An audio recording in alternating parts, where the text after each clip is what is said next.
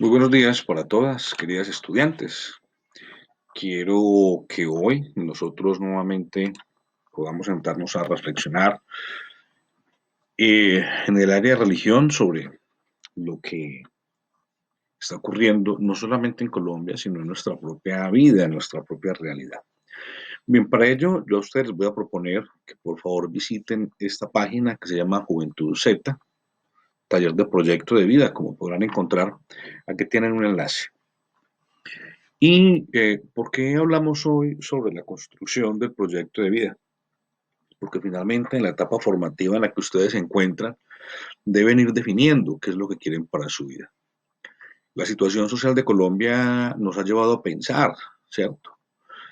A analizar el contexto en el que nos encontramos, en una sociedad con pocas oportunidades, donde nuestro proyecto de vida se vislumbra a través de la construcción de espacios propios y colectivos en los cuales podamos empezar a articular nuestras capacidades con las capacidades de otros para poder encontrar un espacio en esta sociedad, un espacio en el mercado laboral. Finalmente, la educación es el proceso por el cual nosotros podemos empezar a concretar nuestro propio proyecto. Es importante que nosotros entendamos que luego de lo que ha ocurrido anoche con el asesinato de estos muchachos universitarios y lo que ha estado ocurriendo a lo largo de esta semana, 9 días de protestas sociales, entendamos la razón por la cual la gente protesta. No se trata en esta clase de hacer una apología a la protesta, ni les estoy invitando a hacer protesta. Se trata de que analicemos y pensemos que en un país donde el progreso, donde las oportunidades son escasas, debemos fijar la atención en nosotros mismos y entender cómo podemos nosotros generar un espacio de cambio y transformación. Para ello vamos a acercarnos a la revista de estudios sociales, a la edición número 53 de julio de 2015, y vamos a analizar este artículo que se denomina Nuevas Subjetividades y Proyecto de Vida, jóvenes universitarios de la séptima región del Maule, en Chile, ¿cierto? La mayoría de ustedes están en Confamiliar, por no decir que todas, las que no están en la universidad Confamiliar, están con proyectos del SENA. Y ustedes, dentro de ese contexto y dentro de esa articulación con la universidad, se están preparando para el mercado laboral, no como operarios cualquiera, sino que por tener una formación universitaria van a ejercer cargos de jefatura, de dirección, de control, de administración. Eso significa que ustedes están siendo preparadas para dirigir, no solamente para dirigir empresas, sino también familias, la misma sociedad. Y esto les invita a ustedes a que repiensen la realidad que hoy están viviendo. ¿Qué oportunidades se ofrecen? Tenemos que decir que las generaciones anteriores se han equivocado mucho a la hora de elegir gobernantes. Han buscado el caudillismo, pero no han entendido la política. No han entendido la política, no han entendido el ejercicio del hacer por el deber ser, como está expresado en la filosofía kantiana. Pero los políticos se han entendido la parte de la democracia ateniense, que ya nosotros hemos estudiado en filosofía, donde el poder de decisión no está en la mayoría, sino que está en la minoría. Son las minorías las que eligen. Pero le hacemos creer a la sociedad que son las mayorías. Cuando la gente no vota, cuando la gente no participa, cuando la gente no resuelve los problemas sociales evitando votar, son más los que no votan, son menos los que votan. Y entre los que votan son menos los que ganan. Eso está demostrado. Hemos hecho estudios sobre esto. Entonces, cuando nosotros analizamos y reconocemos nuestra condición de ciudadanos, también tenemos que mirar hacia el interior nuestro, en esa condición de ciudadanos, que somos constructores de la sociedad. ¿Cuál es el proyecto de vida que a nosotros nos aboca? ¿Quién quiere estudiar algo que le gusta? ¿Y qué posibilidades reales tiene en el mercado laboral? También en la construcción del proyecto de vida, ustedes deben pensar, si para ustedes es más recomendable quedarse en Colombia o emigrar de Colombia. Déjenme decirle que fuera de Colombia la cosa no está mejor. Pero sí hay países que son más amigables para poder realizar el proyecto de vida. Con toda la devaluación, Argentina es un buen lugar, Uruguay es un buen lugar, Chile es un buen lugar, Brasil es un buen lugar. Déjenme decirles, Bolivia es un buen lugar, Ecuador es un buen lugar, Brasil es un buen lugar, Perú es un buen lugar, México es un buen lugar, Costa Rica es un buen lugar. Es decir, estamos llenos de buenos lugares, con sus dificultades.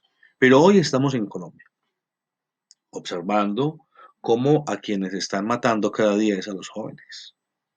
Y eso es importante, porque son los jóvenes los que no se van a pensionar, porque son los jóvenes los que no tienen un trabajo, porque son los jóvenes los que no tienen una casa, porque son los jóvenes los que han perdido los derechos sociales que los últimos gobiernos de turno han ido recortando y que en su pasividad muchos padres de familia, votando por quien ellos creen, sin conocer la realidad política del país, pues han generado esta situación que hoy vivimos.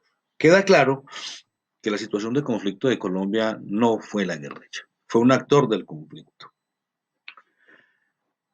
La clase política, la globalización, nos tienen que llevar a nosotros a repensar cómo nos vemos como ciudadanos del mundo, pero también como ciudadanos de Colombia y como ciudadanos de nuestra región. Les invito entonces a que ustedes consulten este artículo, el de Open Edition, ¿sí? Es el mismo que les acabo de nombrar, para que nos hagamos un acercamiento, ¿sí? Para que entendamos qué pasa por la cabeza de los jóvenes a nivel latinoamericano y que aprendamos a reflexionar sobre el mundo y sobre la vida. ¿Qué es la ciudadanía y qué es el pensamiento crítico? Para quienes hacemos docencia, es muy probable que deseemos encontrar en las salas de clase estudiantes críticos, que analicen, que pregunten, que indaguen sobre el conocimiento, que valoren el aprendizaje y su importancia dentro de sus respectivos proyectos de vida, el papel que cada estudiante juega dentro de la sociedad. El docente, por norma, está interesado en que el estudiante se acerque al mundo real, porque para eso se le educa. Pero mayoritariamente nos encontramos con una realidad muy diferente, que provoca el planteamiento de un sinfín de interrogantes tales como son nuestros estudiantes el fruto de una educación secundaria que nos instruyó en esas características que nosotros buscamos en ellos. Y es aquí donde entra en reflexión nuestra labor pedagógica y nuestra labor social. Intentamos como docentes en la institución educativa laboré, yo mismo comprometido con el proceso, promover en ustedes experiencias que les estimulen un ejercicio del pensamiento crítico, algo que es fundamental para Colombia hoy, para el departamento hoy, para nuestra área metropolitana hoy. Hoy la información no es un problema, el problema es la valoración crítica. Hoy la información se mueve a través de redes y los medios de comunicación del establecimiento político en Colombia desinforman. Ya lo hemos visto con RCN, lo hemos visto con Caracol. Hay 1 millón de personas protestando y solo se centran en 5 vándalos destruyendo. Pero dejamos de hablar en esos medios de comunicación de la realidad política de Colombia. ¿Por qué frente a los 5 que están destruyendo una estación de buses? Porque hay 1 millón que protesta. ¿Cuáles son las edades? ¿Cuáles son los rangos de edades de los que están protestando? ¿Qué es lo que están pidiendo? ¿Cuáles son las consignas? ¿Qué dice el Estado frente a esto? Esto es lo que se omite. Y esto es lo que la gente no piensa. Ni los que marchan, ni los que ven la televisión. No hay pensamiento crítico para reconocer su propia realidad. Y usted dirá, profe, pero es que esto parece una clase de ciencias sociales en una clase de religión. Claro, mis amores, es una clase de religión. Pero es que debemos entender, voy a traer 2 máximas aquí de 2 colegios religiosos que me han marcado profundamente en mi labor profesional, dentro de mi vocación como individuo, dentro de esto que se llama y se constituye educación. El primero de ellos es el Colegio Popular Diocesano. Yo hice parte de mi bachillerato en el Diocesano, es el colegio que era en la Abadía. En su momento era un colegio privado que pertenecía a la diócesis de Pereira. Y ellos tenían ahí, en la entrada al colegio, en el portal donde estaba el anuncio del colegio, tenían una frase que decía, una opción para ser persona. La educación en la fe y para la ciudadanía es una opción para ser persona. Y otra es el Colegio Salesiano San Juan Bosco, donde llegué a ser profesor por muchos años. Y la consigna es buenos cristianos, honestos ciudadanos. En otras palabras, para poder entender un sano ejercicio de la sociedad, tenemos que mirar a nuestro interior, los valores que hemos aprendido en nuestra casa, con nuestra familia, la honestidad, el respeto, la puntualidad, el cumplimiento. Resaltar en nuestra cotidianidad aquella máxima de Benito Juárez, el respeto al derecho ajeno es la paz. Todos tienen derecho a escuchar música, pero nadie está en su derecho de importunar al otro porque quiere escuchar música. La gente dice, a mí qué me importa el otro. ¿A qué le importa al otro? Si a usted no le importa al otro, está dispuesto a que el otro no le importe a usted, como lo que ocurrió anoche en el viaducto, ¿cierto? A mí no me importa por qué están marchando. Oiga, a mí sí me importa porque estoy marchando, pero no me gusta su marcha, entonces lo mato. Ahí tenemos un estudiante de la UTP que estaba reivindicando sus derechos porque seguro pensaba, y cuando yo salga de acá, ¿en qué voy a trabajar si lo que menos hay es trabajo? Si se busca una reforma al trabajo en la que las personas coticen la seguridad social por horas y la pensión, es decir, que siempre van a dar una plata de una pensión, pero nunca la van a recibir porque no les va a alcanzar la vida para pensionarse por horas. Pero los papás que votan a esos gobernantes ni siquiera piensan en eso. Esto no es una apología ni es una denuncia, pero encontramos la ignorancia de muchos padres de familia y de la sociedad en general cuando dicen cosas como esta. Prefiero comer caca con Duque a que quede Petro. Yo no estoy diciendo que soy petrista y no soy petrista. Pero es que la sociedad nos tiene que imponer dos modelos. O es Duque o es Petro. Es que ni yo ni ustedes somos ni de Duque ni somos de Petro. Y ustedes y yo podemos pensar diferente a como piensa Duque y a como piensa Petro. Y eso significa que nuestra forma de pensar diferente, si hay 30 estudiantes, 100 estudiantes, 1000 estudiantes, en esa riqueza de 1000 individuos pensando, seguramente vamos a encontrar muchas más soluciones que las que plantea Duque y las que plantea Petro. Pero en Colombia siempre hemos preferido polarizarnos. Y esto es lo que no entendemos. Por eso hoy nos preguntamos qué nos dice el mundo. Si usted entra al buscador más popular de Internet, estas son las noticias que aparecen. Miren, noticias de medios nacionales, 5 jóvenes muertos y 33 heridos. Así fue la sexta noche de caos en Cali, hace un día. La Vanguardia, video, los jóvenes pagas con la vida por manifestarse en las calles colombianas. La otra semana, video, el momento exacto en el que cayó el joven que murió durante las protestas en Neiva. Y seguro hoy y mañana van a aparecer lo que ocurrió en Colombia. Esto es lo que nos dice el mundo. Eso es cuando usted busca las noticias en el buscador más importante que es Google. Sigamos viendo. 5 jóvenes muertos y 33 heridos. BBC, 6 masacres en lo que va del 2021. ¿Qué está pasando? Es decir, esto es lo que nos dice el mundo. Y la gente se pregunta, ¿qué hacen los jóvenes protestando? La pregunta es, ¿por qué los jóvenes protestan? Porque no tienen empleo, porque no tienen educación de calidad, porque los jóvenes mismos no saben qué camino coger y qué camino tomar. Cuando usted tiene una sociedad, después de una crisis como la que hemos tenido del COVID, y no tiene trabajo, y hay necesidad en la casa para pagar los servicios públicos, para llevar el mercado, para seguir estudiando y construyendo su proyecto de vida, Pues, ¿qué hace la gente? Salir a protestar. Ahí salen los desempleados, los que no tienen nada que perder, porque todo lo han perdido. ¿Y qué tiene que ver esto con la religión? Que es que la religión no es orar y pedirle a Dios que me caiga el mercado, como la gente lo considera. La religión tiene un fundamento muy hermoso en el libro de Éxodo. Después de que un hombre llamado Moisés sacó de Egipto a una muchedumbre de esclavos, lo primero que les dio fue unas normas éticas, políticas, sociales, pero ante todo morales.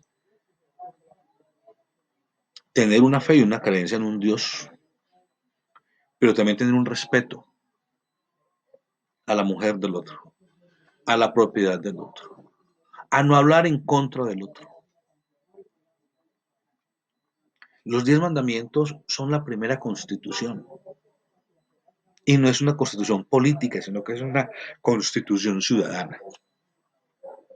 Por lo tanto, hoy nosotros encontramos que la sociedad es una sociedad maleducada, que no tiene constitución ciudadana.